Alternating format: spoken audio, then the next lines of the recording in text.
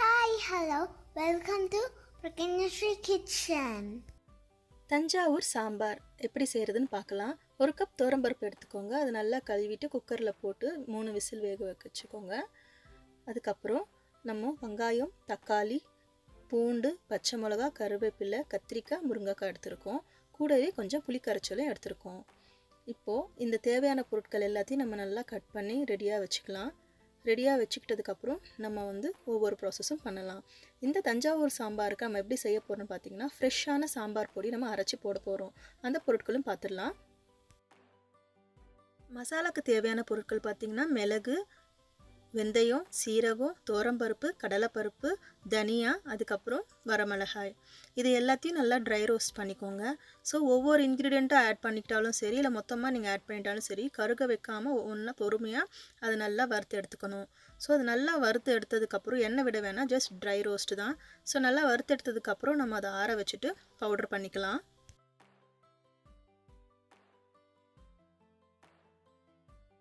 இந்த சேனலை நீங்கள் ஃபஸ்ட் டைம் பார்க்குறீங்கன்னா லைக் பண்ணுங்கள், ஷேர் பண்ணுங்கள், சப்ஸ்கிரைப் பண்ணுங்கள், பெல் ஐக்கானை மறந்துடாமல் கிளிக் பண்ணுங்கள்.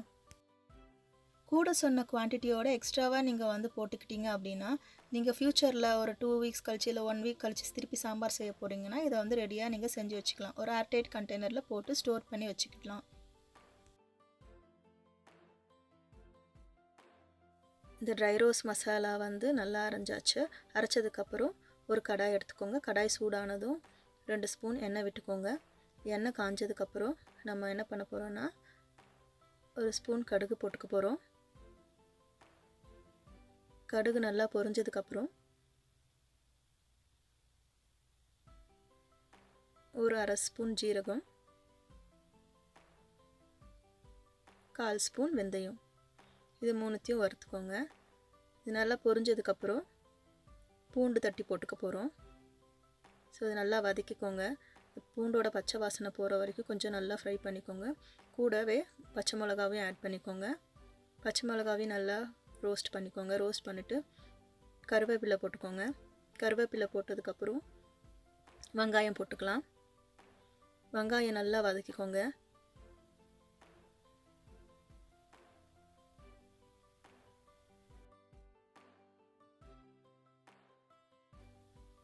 கொஞ்சமாக சால்ட் போட்டுக்கிறோம். இது ஏன்னா நல்லா வெங்காயம் கொஞ்சம் சீக்கிரமாக குக் ஆகிறதுக்காக, அட் த சேம் டைம் கொஞ்சம் நல்லா ரோஸ்ட் ஆகவும் செய்யும். அதுக்காக கூடவே கொஞ்சம் தக்காளி போட்டுக்கலாம்.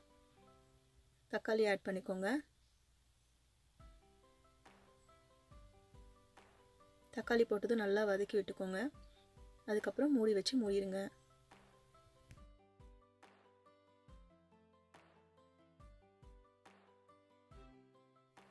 இப்போ மூடி திறந்து பார்த்துடலாம். தக்காளி, வெங்காயம் போட்டிருக்க அந்த பூண்டு, பச்சை மிளகாய் எல்லாம் நல்லா வதங்கி நல்லா ஸ்மாஷ் ஆகிற கன்சிஸ்டன்சியில் இருக்குது. இந்த ஸ்டேஜில் நம்ம கத்திரிக்காய், முருங்கைக்காய் போட்டுக்கலாம். கத்திரிக்காய், முருங்கைக்காய் போட்டு நல்லா கொஞ்சம் வதக்கிக்கோங்க.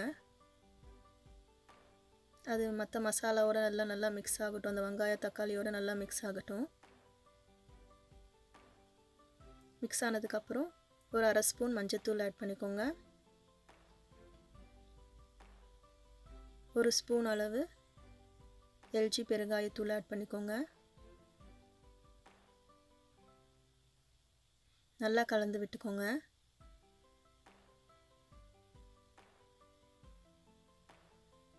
நல்லா கலந்து விட்டதுக்கப்புறம் நம்ம அரைச்சி வச்ச அந்த மசாலாவை ஆட் பண்ணிக்கலாம். ஆட் பண்ணதுக்கப்புறம் நல்லா கலந்து விட்டுக்கோங்க. இது கூட நம்ம தேங்காய் வச்சு அரைச்சிக்கலாம். நல்லா வதங்கட்டும்.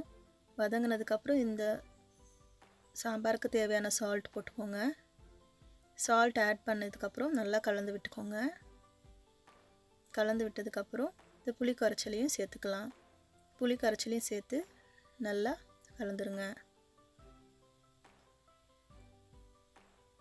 நல்லா கலந்து விட்டதுக்கப்புறம் மூடி போட்டு மூடி வச்சுருங்க. பாருங்கள், சலசலன்னு நல்லா கொதிக்குது. காயெல்லாம் நல்லா வெந்திருக்கு, நல்லா கொதிச்சிருக்கு புளியும். இந்த ஸ்டேஜில் நம்ம வேக வச்ச பருப்பை ஆட் பண்ணிக்கலாம். பருப்பை ஆட் பண்ணிடும் நல்லா கலந்து விட்டுக்கோங்க. கலந்து விட்டு மூடி போட்டு ஒரு 2 நிமிஷம் கொதிக்க விடுங்க. நல்லா கொதிச்சதுக்கப்புறம் கொத்தமல்லி இலை தூவி நம்ம இறக்கிடலாம். நம்மளோட தஞ்சாவூர் சாம்பார் ரெடி. இந்த ரெசிபியை நீங்கள் வீட்டில் ட்ரை பண்ணிவிட்டு எனக்கு கமெண்ட் செக்ஷனில் போஸ்ட் பண்ணுங்கள். Thank you so much. Meet you soon with a new recipe. Bye bye from Praganya Sree Kitchen.